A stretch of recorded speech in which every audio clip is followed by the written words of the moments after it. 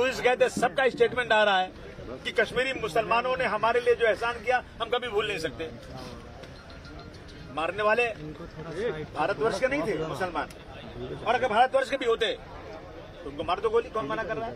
लेकिन एक आदमी गुनाह करेगा, उसके बदले आप किसी को पकड़ोगे?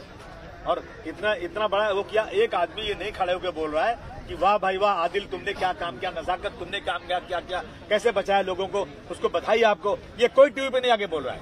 और उसके बाद अभी कल बम्बई में मैंने देखा 2 दिन पहले कि दादर में मुसलमानों को मार रहे हैं कि तुमको यहाँ दुकान नहीं चलाई, जैसे उनके बाप की मुंबई होगी। कानून किधर है?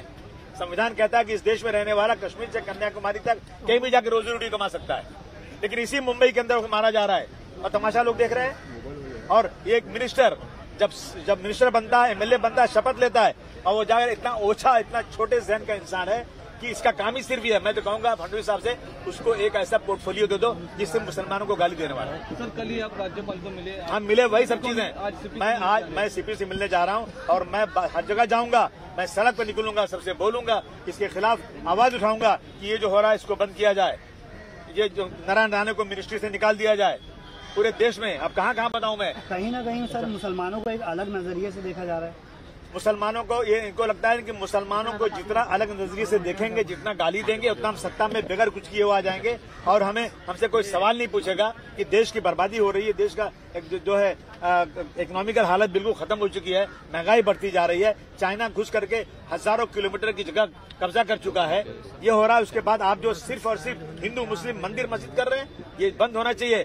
मैं अपने हिंदू भाइयों से कहना चाहता हूँ, वो देखिए दुनिया इसलिए बुरी है कि ज्यादा लोग ना चुपचाप बैठे हुए हैं। दुनिया बहुत अच्छी है लेकिन बुरे लोग आगे आ रहे हैं, इसलिए जो लोग अच्छे लोग हैं, हिंदू भाइयों से कहना चाहता हूँ, आगे निकलिए, देश को बचाइए। और ये जो लोग जो धर्म के नाम बांट रहे हैं ना, उनके खिलाफ कंधे से कंधा मिलाकर हमारे साथ खड़े होइए और ऐसे सांप्रदायिक लोगों के खिलाफ सड़क पर उतारिए और ये नफरत बंद कीजिए। देश में बहस होना चाहिए, डेवलपमेंट की देश में बहस होना चाहिए, अस्पताल बने, स्कूल बने, लोग अच्छी तरह रहें, लोगों को 2 रोटी मिले, ये होना चाहिए। परंतु इस देश में सिर्फ और सिर्फ मंदिर मस्जिद, हर मस्जिद के नीचे उनको मंदिर ढूंढना है, हर मुसलमान को आतंकवादी बनाना है, ये काम ये बंद होना चाहिए।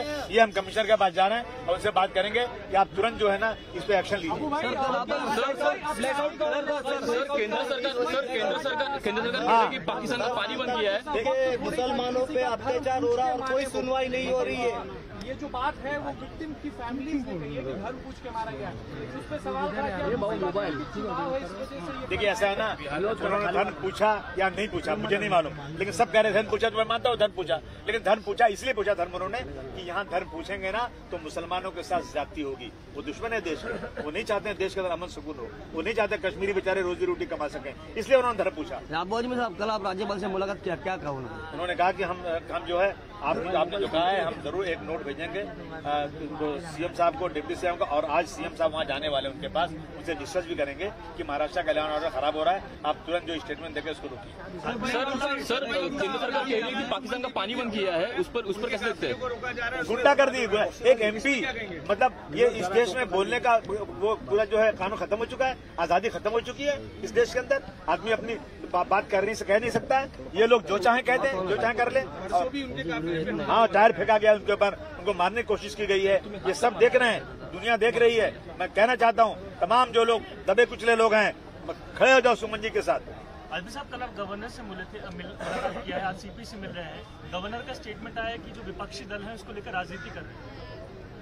विपक्षी दल राजनीति कर रहे हैं? गवर्नर साहब ने ऐसा कहा है।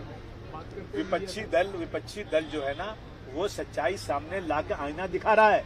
अब आईना देखें या ना देखें वो उनकी मर्जी, लेकिन हमारा जो काम हम करेंगे वो। सर कल ब्लैकआउट का आपने अपील की है? जी हाँ बिल्कुल, सबसे मैं निवेदन कर रहा हूँ कि 9 बजे से 9:15 बजे रात तक आप सब लोग अपने ऑफिस, अपने घर, जहाँ तक हो सकता है सब लोग बिजली बंद रखो, अंधेरे में रहो।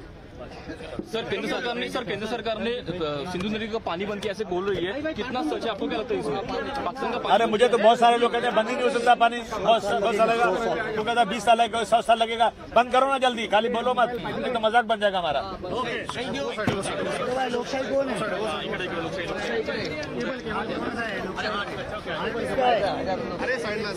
होए